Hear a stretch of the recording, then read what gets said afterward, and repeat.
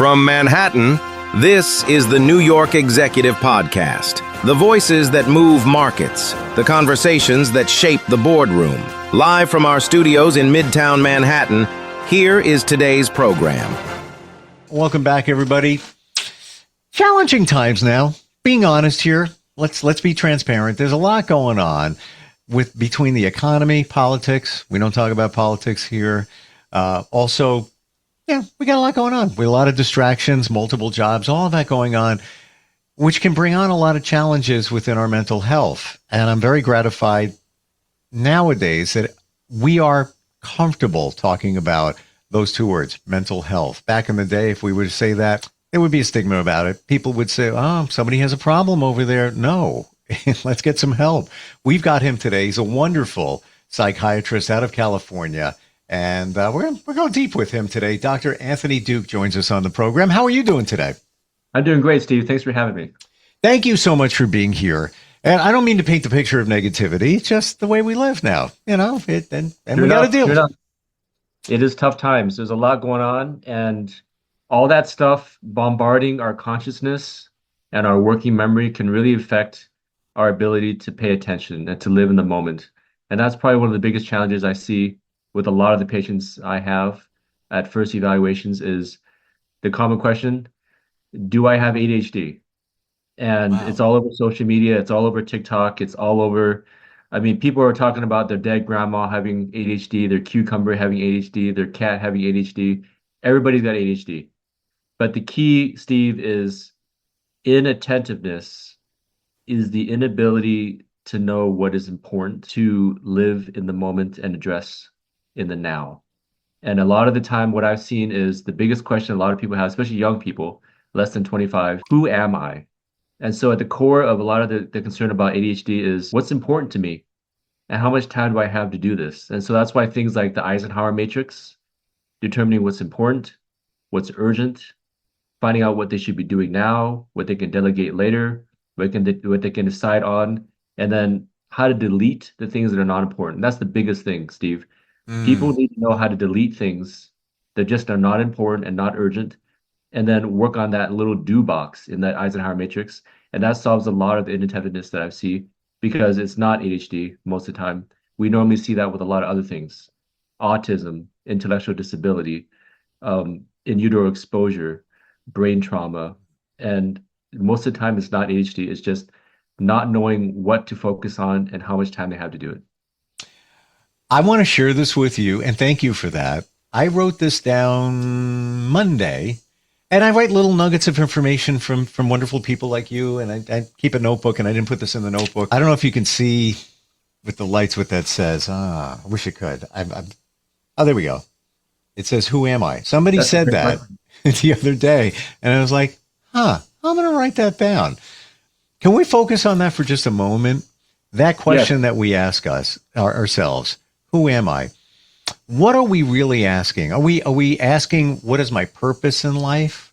Who am I? How I fit in? How does those three words transcribe to you? Great question, Steve. Who am I is probably the greatest thing that I deal with in my office, because when people don't know who that person is, their identity, their Ericksonian stage of, am I male? Am I female? What am I good at? What do I want to do? Am I a father? Am I a brother, mother, daughter? Am I a leader? What am I doing? What is important to me? And that really undergirds the major concept of what is one's worldview? What is one's view of existence? What do we think happens after death? What should I be living to achieve? Is it the six-pack? Is it the Lamborghini? Is it the six-bedroom mansion? Is it a pile of TikTok followers? Is it goodness, integrity, leaving behind a community that loves me? And for some, if it's a Judeo-Christian worldview, getting to heaven, sanctifying one's character, and trying to perfect one's purpose in life with other people. What am I? Who am I? And like asked by Shakespeare many, many years ago, we're all actors on a stage. What are our lines? What are we doing? What is our role? And when we're done, what do we want people to think about us when we're done? That's the key. And when people figure that out, their Eisenhower matrix gets so much clearer, and they know exactly what they should be doing, and attention issues, many of them disappear. Do you feel that we're more challenged with who we are nowadays than ever before because of all the distractions? We can't even think and process. And I had a couple of friends going through some challenges, and I often say the same thing. Have you sat in silence? I'm like, no. Have you just sat, half hour, 20 minutes, and just quiet, silence, think? No. I said, maybe you should try that. They don't even know what it's like to just be quiet. Do you think that our society now, with everything going on, more than ever, we don't know who we are because we can't process it? Exactly. Because when people sit in silence, they're no longer being pushed with their buttons and things are making them do things. They're no longer reactive. Mm, They have to then decide, how am I going to be proactive? What do I want to initiate? What do I want to do? Who am I? mm. And that then spurs that action, which many times my meds, for example, the biggest complaint on SSRI meds, Prozac, Zoloft, Celexa, Lexapro, it makes me foggy. It makes me Mm. numb. But that's the key. That's how it works, is making them unreactive to things outside of themselves. So then they have a chance to be quiet and ask themselves, well, what do I want to do today? What do I want to be dying for today? What's my memento mori? What's my moment of death clarity that I want to be figuring out so that I have ego integrity that I can work on today so that I can know I made this day worthwhile. I made my life worthwhile with this one day. What is that? And that requires meditation, like you're mentioning, Steve, silence, and of course, journaling. Back before COVID, Steve, I would buy 500 journals at Walmart and I'd hand them out like candy throughout the year to patients, asking them, write down what we talk about, write down what you got from this session, write down the homework I gave you. And I could almost tell with a lot of accuracy who got better. If they always told me I forgot to write, I don't know, what do you want to talk about? What did we talk about? And I could almost always tell this person's not getting better. They're not thinking. They're not writing down and following what's on their mind. And so identifying those thoughts and writing things down helps a lot with that internal meditation to figure out what's important and moving forward. We're thinking the same here. And I'm not a psychiatrist, but it took a journey to figure this stuff out. A few weeks ago, I'm in a men's group. Been great, supportive, community service, leadership. We support each other. And I handed out 10 gratitude journals. And then I also gave one to my daughter, whose birthday was a couple of weeks ago. Gave her one. Then another friend, forgot about another friend, gave her one. Just because I find the value in it, and guilty as charged. Sometimes I forget to write in it. It's been a day or two. I've just been busy. But I find myself needing to. Like, yeah, something's missing. Oh, I didn't write my journal. Oh, that's what it is. I never realized this, and it's ridiculous. I admit this. Who am I? I'm looking at on that Post-it note that I had wrote down a few days ago. Mhm. That statement, I am, is in there. Like such a powerful, the I am statement. I never thought of that coming from the who am I? What's your advice to people that may think that they have ADHD? And just what you're saying, I've heard it. Even one of my kids said, I think I might have it. And I'm thinking, no, you don't. I see you. I see what you're doing. We can't process everything. What is the answer there? Take about 4 weeks to get some books. The Four Agreements by Don Miguel Ruiz. The Seven Habits of Highly Effective People by Stephen Covey. Great And book. whatever your worldview is, if it's the Bible, the Quran, the meditation things from the Buddhism or Hindu, what are your values? How are you living them out now? Write about that. How does that occupy your day today? Get a Gantt worksheet, a page that has all these little rectangles, time frames. How am I spending my day in line with my values? And see if that helps first to figure out if that in and of itself will clarify things. Just ask that question and then try to answer it. Who am I? How am I spending my day? What am I doing today to reach those goals? And that may change how one focuses one's day and their consciousness to see, hear, and then ask those journalistic questions. What's being said? Why is it being said? How does this affect me? Does this align with what I'm thinking? And that will help somebody to attend like a waiter at a table. to live in the consciousness of the now and thus attend better. And a lot of attention issues go away with just that exercise of trying to find out Aristotle's greatest gift, self-insight. Self-knowledge is the greatest knowledge. Who are you? Who am I? Like you asked. Write that out, get your goals down. I have it in my pocket. My journal is 645 pages on my phone. I always look back on it. I update things, I take things out, I add things on, and it builds on my consciousness of who I am. And I use that to live each day. Wow. I got to journal more. Real thank you. The game changer for me, and you said it, and it's not about me, but I want to share it because it's validation for me and maybe others, living in the now. My life had changed about 6 years ago. Somebody showed up, and I don't believe it was a coincidence. And their message was, why don't you live in the moment? And I don't know what you're talking about. Why don't you live in the moment? You're always in the past and the future. And it took quite some time to figure that out. But that was the game changer, living in the moment. And that doesn't mean that things don't present and challenge you, maybe trigger you, but you recover from them so much faster when you come back to the moment. And I find after a while, I don't even know I'm doing it. But 6 minutes go by, I'm like, why did I even worry about that? That's all good. Take care of that later. Where when it presented, oh my gosh, what if? It really, for me, has made a difference. Tell us your thoughts on truly living in the moment. Living in the moment means understanding the time limitations of what we have at the moment. And so some things need to be done now. That's the urgency aspect of the Eisenhower matrix. And some things can be done later. And if we decide to do things later, that takes a lot of discipline to say, no, wait, stop. Powerful words that if we can build them into our ego and make a habit of doing that, then we can push certain things aside to later in the day or next week or next month. And then also trying to figure out who can help me with that. And so that we can then delegate other things to other people and then push them to people who maybe owe us things or people that work for us. And that frees our mind up then to live in the now and do the most we can now. And thus take advantage of that Pareto principle. 80% of our success is achieved by 20% of our task. And if we do that, we get the most achievement in that moment and that now. And that unlocks an incredible amount of time efficiency in our day. But I definitely agree with you, Steve.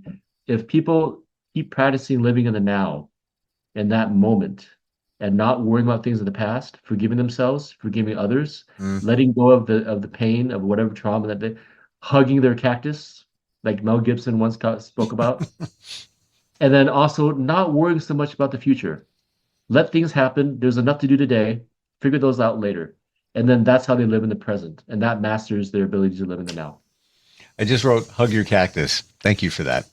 Because the visuals right there to embrace it. And the living in the now, like I think of it this way. If we slice this second right here, what's wrong? It's beautiful. No issues. Slice this one right here. Fantastic. That one right there. There's no issues. Everything is okay if we can get there. How did you get here? Anthony, tell us your journey. What got you here? Did you have a fascination with the mind when you were younger? When I was younger, about 15, I wanted to be a Roman Catholic priest. And my parents said, "No, you're kind of too dumb about the world. You'll probably get some girl pregnant in seminary and get kicked out. Why don't you be a doctor like your brother? And then if you decide to be a priest after that, you can." And so I went to medical school, met my wife, got married. And in all my rotations, I realized the one that aligned most with what it is I wanted to do in the first place: heal people from the inside, help them live effectively, help them reach their full potential in the imago Dei. Why did God make them? What is their purpose in life? How do they find out what their skills are and use that, like Saint Irenaeus once said, to fully be alive, because that is a glory to God. And if they could do that, they unleash that mental health, that independence, and empower themselves to live in that kind of a spirit, to do the best they can to make each day worthwhile and to live lives that are productive and meaningful. And that's why I became a psychiatrist. Now, you're very much connected to the Bible, and it kind of started that way. What do you say to somebody who hasn't fully embraced God? Maybe they believe, but they're not there yet. Maybe they're a little skeptical at times. What would you say to them? How it could possibly change their lives? We're not preaching here or anything like that, but just your view of it. That ties in with a comment you made earlier, Steve. Why are things in this society so confusing? And I believe it all goes back to a lot of education we have in society nowadays over the past 75 years. When we take out of the equation that there's an intelligent designer, that there might be an objective morality, things like Illustra Media and their movie, Privileged Planet. It's like an hour and a half. It's on YouTube. Or the recent one, The Story of Everything. Things that tie together physics, organic chemistry, biology, and help us understand on astronomical levels. There's a reason why things are the way they are. There's something going on here that ties it all together. What is it? And if we could tie things down to natural law, objective reality, we can help people realize maybe there should be a way that I should be living. And that, of course, is the crux of 12 steps. We all live a 12-step program, Steve, in one way or another. We all accept that there is a higher power. Although for some people, that higher power is them. That's why that funny shirt comes around. I was an atheist until I realized I was God. Well, you can live like you are your own God. But if you do that, that's kind of chaotic. But if there's a higher level of being that tells us, maybe you shouldn't be doing that. Maybe there's a better way to not take things from others or to earn it yourself or to tell the truth, to do your best, to not take things personally. Where does all that come from? And when they latch themselves onto that and keep reading, learning, I always tell them 1 book a week. I have a list of books. I tell them, if you read all these books, you may never need me or meds ever again. But most people don't take me up on that because that takes work, which is why I always tell people, even in psychiatry offices, the same motto goes, no pain, no gain. You don't put in the work, you're not going to get better. You're going to be stuck on meds for the rest of your life because they're going to be increasing your hormones when you can be doing that yourself. For example, serotonin, the self-satisfaction hormone. How can we do that? The same activities, running 5Ks, lifting weights, getting involved in biking, achieving goals that we set for ourselves that align with our values. That raises serotonin too. But that's much harder than just taking a pill of Celexa or Luvox.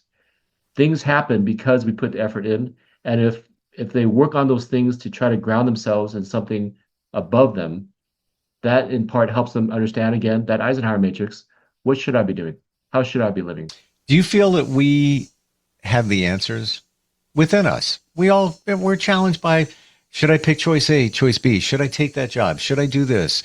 What about that? And we always look to the outside for the answer. Do you feel that we got everything we need? We know the answer within, albeit things get in the way. But do you feel that way? For people that have a guiding compass, a morality that tells them right from wrong, I think that answer can be figured out. And again, elucidating the pros and cons in a journal again. I always go back to that. I always tell people, I'm a 3rd grade librarian sometimes. I'm a broken record. Write things down. I tell people also, I'm one of the dumbest people I know. There's a lot of things I don't know. But nobody can really claim I'm stupid. Because if I don't know something, I'll learn it. And if someone else knows something better than me, I'll learn it from them. But write things down. And that can help us determine decisions and help us to figure out what next step is. And also to clarify what values we're using to make those decisions. It's so funny, on the book side, I keep saying I want to read more books, and it's work. And even Audible, I'm about to pause it again because I haven't had the time, but I'm paying for the subscription. But it's the same. And I know it's the best thing for me and for many of us to read.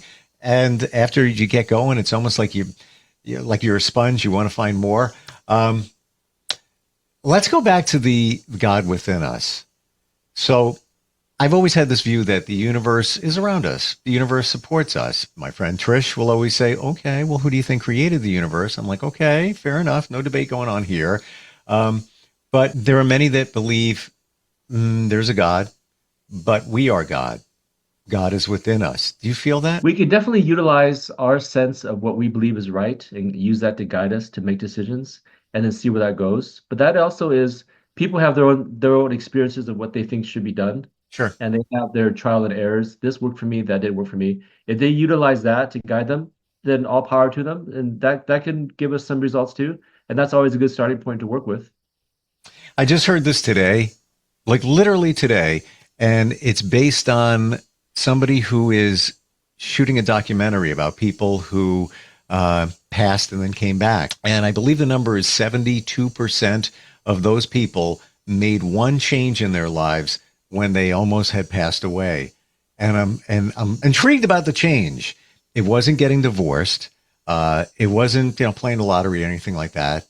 It was changing jobs. I think that says a lot about what we're doing on a daily basis, on the treadmill of life.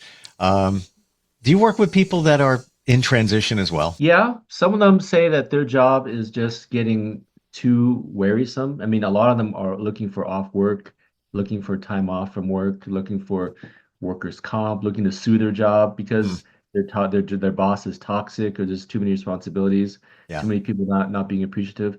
But definitely work is a great transitional topic because when people move away from jobs that are not beneficial to their mental health, that can be a real game changer because they slow down. But many times also their lifestyle has locked them in and they've got those golden handcuffs where they can't leave.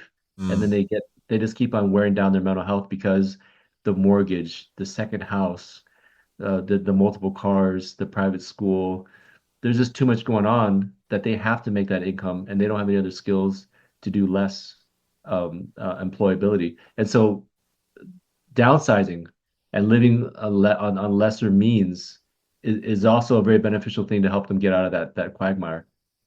You can work with anybody in California, right? Yes.